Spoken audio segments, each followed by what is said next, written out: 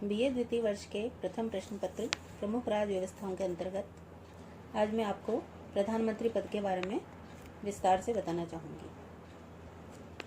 British राज व्यवस्था में मंत्रिमंडल ब्रिटेन की वास्तविक कार्यपालिका है और प्रधानमंत्री मंत्रिमंडल का प्रधान।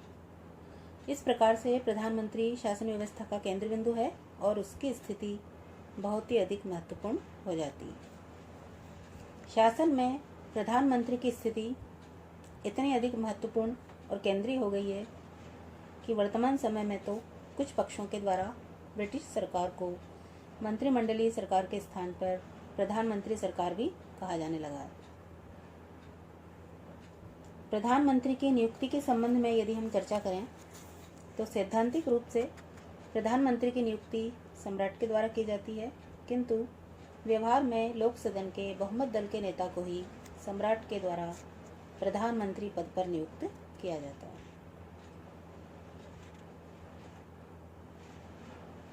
यद्यपि अब तक ऐसे अनेक अवसर आए हैं जबकि प्रधानमंत्री की नियुक्ति में सम्राट के द्वारा अपने विवेक का प्रयोग किया गया। उदाहरण के लिए 1963 में सम्राट द्वारा लॉर्ड सभा के सदस्य सर एलेक डगलस होम की प्रधानमंत्री पद पर नियुक्ति, किंतु इस नियुक्ति पर तीव्र प्रतिक्रिया हो गई थी और उस समय से अनुदार दल के द्वारा भी इस परंपरा को अपना लिया गया कि महानिर्वाचन के बाद और उसके बाद जब कभी दलीय नेता का पद रिक्त होगा तब लोक सदन के दलीय सदस्यों के द्वारा ही अपना नेता चुनने का कार्य किया जाएगा। इस प्रकार दोनों प्रमुख राजनीतिक दलों के द्वारा दलीय नेता के स्वयं चुनाव की परंपरा को अपना लिए जाने से प्रधानमंत्री की नियुक्ति में सम्राट द्वारा अपने विवेक का प्रयोग किए जाने के अवसर लगभग समाप्त हो गए। प्रधानमंत्री के लिए संसद का सदस्य होना अनिवार्य है। इस संबंध में यह भी परंपरा विस्थापित हो गई है कि प्रधानमंत्री लोक सदन से ही होना चाहिए। अतः कीथ नामक विद्वान के शब्दों में हम कह सकते हैं कि प्रधानमंत्री पद के लिए किसी कुलीन पुरुष का चुना जाना अब एक असाधारण सी बात हो गई है। अगला महत्वपूर्ण बिंदु है कि प्रधानमंत्री पद की अनौपचारिकता।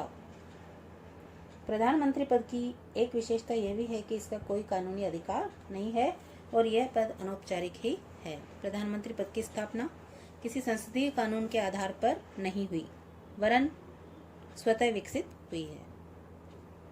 जब सम्राट जॉर्ज प्रथम ने कैबिनेट की बैठकों में सम्मिलित होना बंद कर दिया था तो कैबिनेट को अध्यक्षता के लिए एक पदाधिकारी की आवश्यकता अनुभव होने लगी। यह पदाधिकारी कैबिनेट का प्रधान ही हो सकता था और इसी से आगे चलकर प्रधानमंत्री पद का उदय हुआ। इस प्रकार 1721 में नियुक्त रॉबर्ट वालपोल ब्रिटेन के प्रथम प्रधानमंत्री थे। इस पद का सर्वप्रथम उल्लेख 1878 में हुआ, जबकि लॉर्ड बीकन्सफील्ड ने बर्लिन संधि पर हस्ताक्षर करते हुए अपने आप को राजकीय कोष का प्रथम लॉर्ड और इंग्लैंड का प्रधानमंत्री लिखा था। इसके बाद 1937 के राजमुकुट के मंत्रियों से संबंधित कानून में सबसे पहले प्रधानमंत्री और राजकीय कोष के प्रथम लॉर्ड के पद का अस्तित्व स्वीकार किया गया।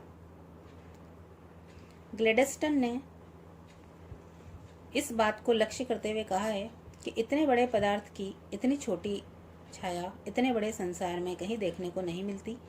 अधिकारों और विशेषाधिकारों के औपचारिक दिखावे के बिना इतना अधिक शक्तिशाली व्यक्ति कहीं नहीं दिखाई देता।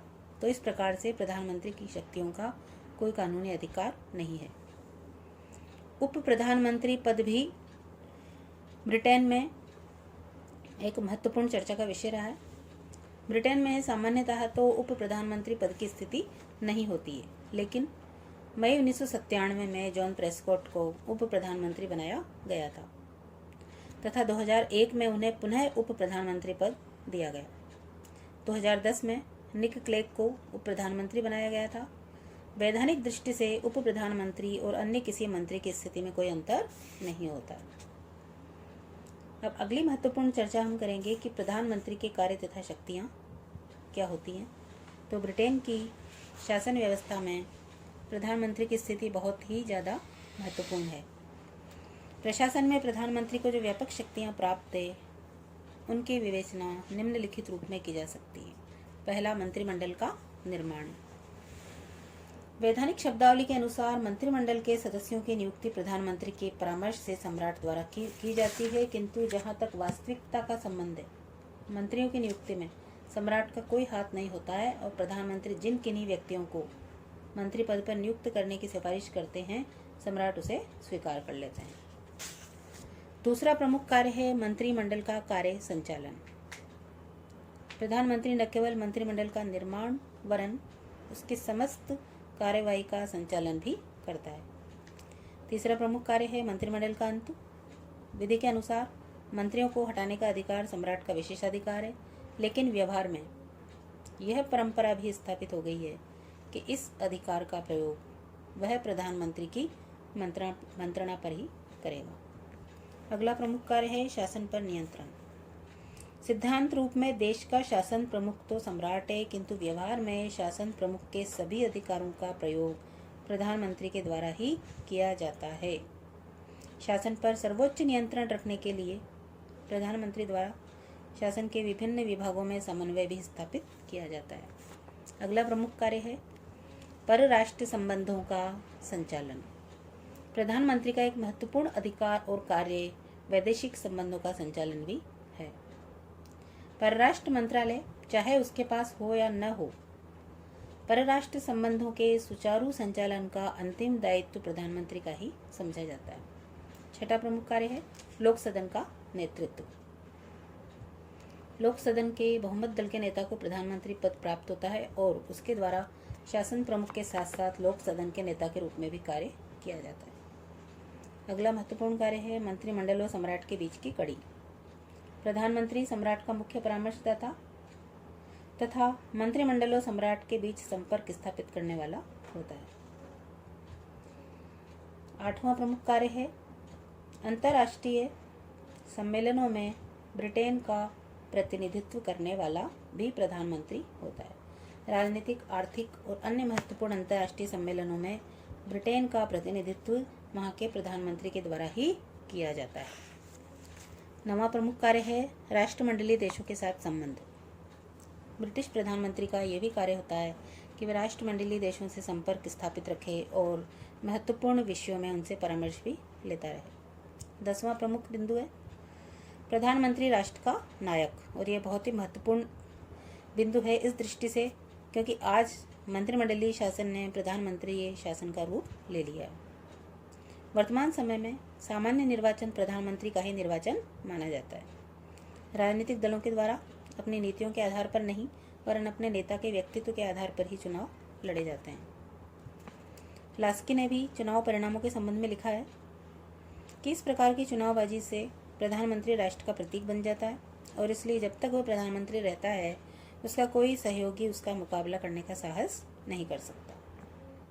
तो इस प्रकार हम कह सकते हैं कि प्रधानमंत्री मंत्रिमंडल का प्रधान, संसद का नेता, सामान्य नीति से संबंधित विषयों पर सम्राट के विचार विनिमय करने का माध्यम, देश में दल का सर्वमान्य नेता और सर्वोच्च राजनीतिक शक्ति का मूर्तिमान स्वरूप होता है।